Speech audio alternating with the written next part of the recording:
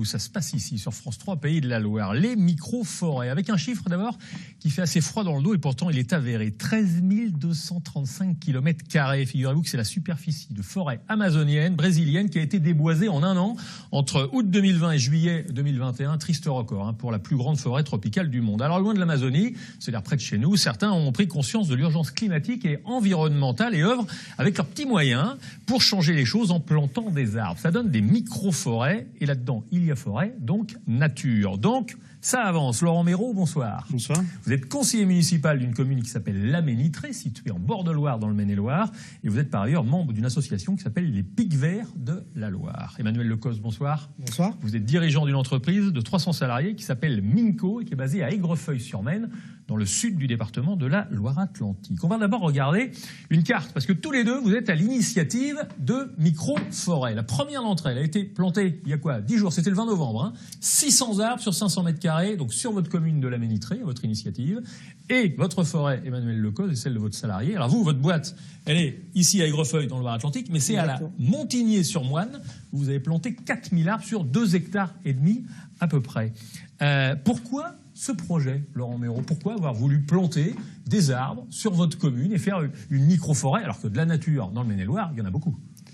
Il y en a beaucoup dans le Maine-et-Loire, il n'y en a pas forcément dans les communes du bord de Loire au niveau de la Laménitré. C'est plutôt des communes de culture. Donc il n'y a pas de grandes forêts ou même de petites forêts. Et l'objectif, en fait, c'était le travail qui était mené par la commune et par les habitants. Alors on les voit, les habitants, là. Ça, c'était le 20 novembre. On prépare la terre, on met les plants déjà un petit peu dans une espèce de boue pour prendre un petit peu, pour que les racines prennent plus facilement. Exactement, c'est ça ouais. Et on plante 22 essences d'arbres. 22 essences. Donc 22 essences qui ont en fait plusieurs strates. Donc il y en a des arbres qui vont aller très haut et des arbres qui vont plutôt rester à 1 mètre ou 2 mètres de hauteur. Comme si la nature avait fait le travail elle-même, quoi, en fait. Exactement. Bon. Donc les trous sont déjà formés, mais en fait, ce qu'on fait, c'est qu'on plante de manière, on va dire, aléatoire. Il y a un petit plan, mais le but étant de ne pas mettre toutes les mêmes essences les unes à côté des autres. Voilà. Mais il y avait de l'ambiance, il y avait des musiciens et tout, c'était très festif. Quoi.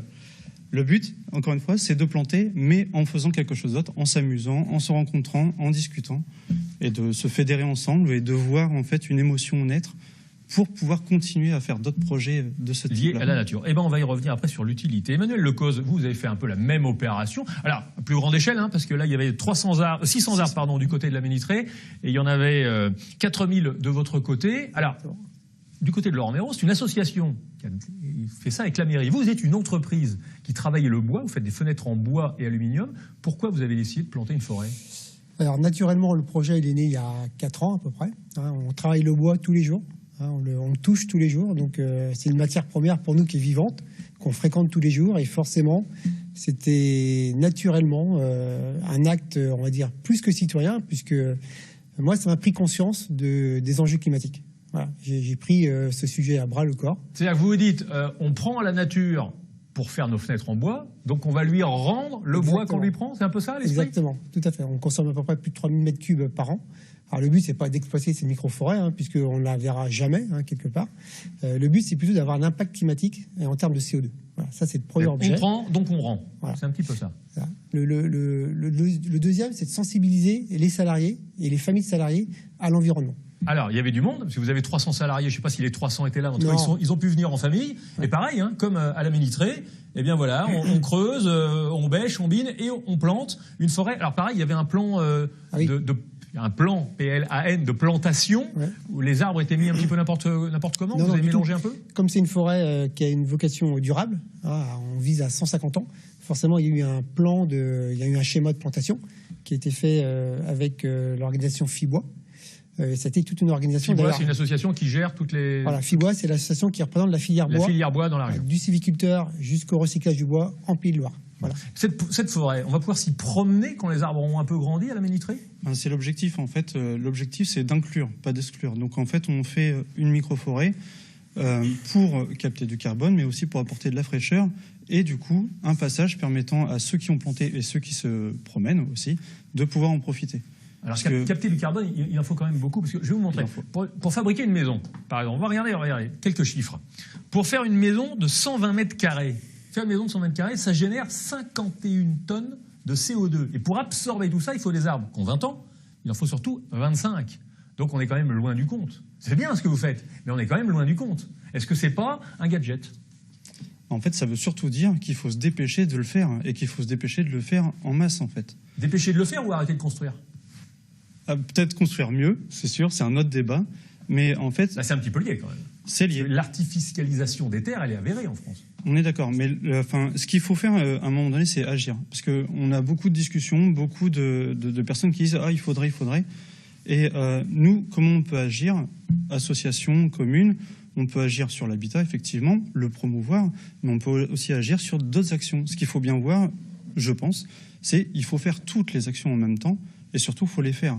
Donc le travail, et mon collègue pourra en parler aussi, c'est vraiment de avoir des idées, mais de les concrétiser, et les concrétiser avec les habitants. Et peut-être que demain, ces habitants-là reviendront aussi sur la question de l'habitat en se disant il faut que je réfléchisse mieux mon habitat. Un petit peu différent. C'est aussi un petit peu votre démarche, Emmanuel Lecause ? Alors, nous, sur les 2,5 hectares, on va piéger à peu près sur 30 ans 125 tonnes de CO2. Donc ça, c'est un calcul qui est officiel, hein, qui est issu du label bas carbone.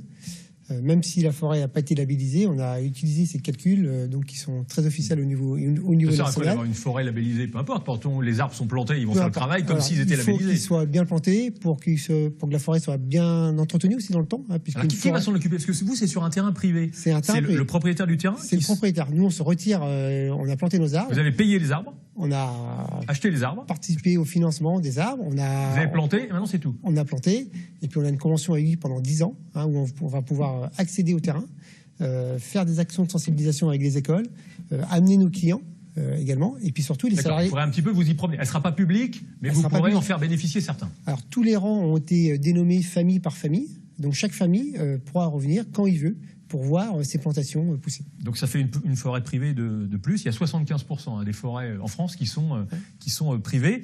Est-ce que, même question qu'à Laurent Méreau, on est dans le gadget, on est dans l'anecdote, c'est très bien d'avoir un geste, mais est-ce que c'est suffisant ? Est-ce qu'il ne faudrait pas que tout le monde plante des micro-forêts ? Alors, en termes d'environnement, il n'y a pas de petite action. Il y a des actions. Le but, c'est de sensibiliser.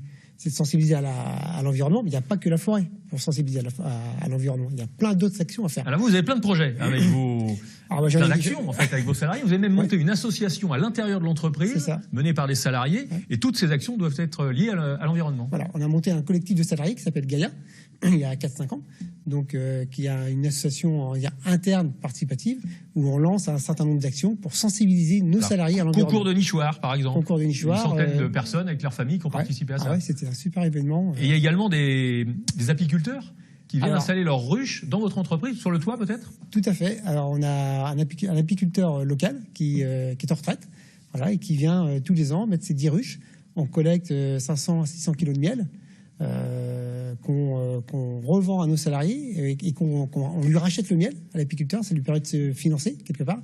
Et puis lui, de l'autre côté, il finance des tenues pour des enfants, pour faire des visites sur les ruches, par exemple. Il va pouvoir mettre des ruches maintenant sur votre forêt privée à Montigny-sur-Moine. Pourquoi pas ? C'est une très bonne idée. Laurent Méreau, est-ce qu'il y a des arbres, est-ce qu'il y a des essences d'arbres qui captent plus ou mieux le CO2 que d'autres ? Le dioxyde de carbone ? Alors oui, il y en a, mais en fait ça dépend surtout de leur durée de vie et de l'environnement dans lequel ils sont. C'est-à-dire aujourd'hui une micro-forêt un peu comme on l'a mis avec beaucoup de diversité, beaucoup d'essence en fait, est plus durable et va consommer, en fait, vu qu'on va aussi la laisser pousser, elle va consommer plus de carbone qu'une culture d'arbres. Absorber, plus de carbone qu'une culture d'arbres où il n'y a qu'une seule essence. Donc c'est plutôt la diversité qui fait l'action, en fait. Est-ce que ces micro-forêts telles que vous les faites, vous chef d'entreprise, vous membre d'une association, c'est parce qu'en fait, est-ce que, on peut mettre tout sur le dos du gouvernement, mais est-ce que les pouvoirs publics font assez ou maintenant, non, c'est aux citoyens de le faire parce que sinon ça n'avancera pas assez vite. Emmanuel Lecause. Moi je crois que tout le monde doit intervenir. L'État doit intervenir, les entreprises, mais aussi le citoyen. Le citoyen aujourd'hui a un pouvoir en termes de consommation sur l'environnement qui est énorme. Je veux dire, donc c'est à lui aussi de montrer, de prendre des décisions, de faire des choix qui ne sont pas toujours faciles, mais de participer à ce genre d'action, c'est très très facile et en plus c'est très éducatif. On remet la main à la terre. Donc les familles ont suivi assez rapidement, notamment grâce à votre association. Est-ce que là, à la Ménitrée, vous avez eu du mal à fédérer ou tout de suite les habitants se sont dit mais c'est une bonne idée, on y va, on fonce ? Moi, je partage ce qui a été dit parce qu'en fait, il y a des gens qui sont investis, ils vont dire on y va, on fonce. Mais on ne savait pas combien de personnes allaient venir le jour J. Et on était très surpris. Parce qu'en fait, les gens, ils veulent aussi Et je pense que c'est ça qui est intéressant, s'investir dans leur territoire. Parce que si on parle de politique nationale, on parle de la France, il faut faire des actions, etc. C'est bien. Mais en fait, en vrai, ce qui m'intéresse et ce qui devrait intéresser beaucoup de gens, c'est chez moi, qu'est-ce que je fais dans mon quartier, directement en fait. Ça classe cette forêt, les habitants, en allant se promener dans la Ménitrée, en allant au travail, en revenant, ils vont voir cette forêt, ils vont voir un petit peu ce qu'ils ont fait et la façon dont ils ont participé. Ils vont voir et tous retirent une fierté. Enfin, j'ai participé à une action et en plus, cette action, je la vois, mes voisins la voient, mes enfants la voient, c'est sur ma commune, c'est chez moi. On peut que partir.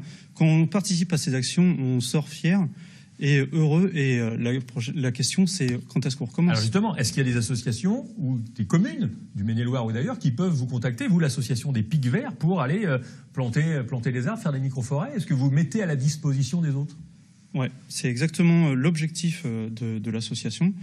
On a eu une expérience, on a travaillé sur des dossiers et ce qu'on voudrait, c'est polliniser un peu toutes les communes alentours du bord de Loire, en fait, pour que cette action reste pas unique, mais soit bien en fait une action banale dans les années à venir. Si les maires des communes du bord de Loire, de Maine-et-Loire ou même de Loire-Atlantique, pourquoi pas vous entendre, ils peuvent vous passer un petit coup de fil donc au Pic Vert de la Loire du côté de la Ménitrée. Très bien. Messieurs, merci beaucoup. On en sait plus sur ces micro-forêts et sur l'utilité, on verra à l'usage.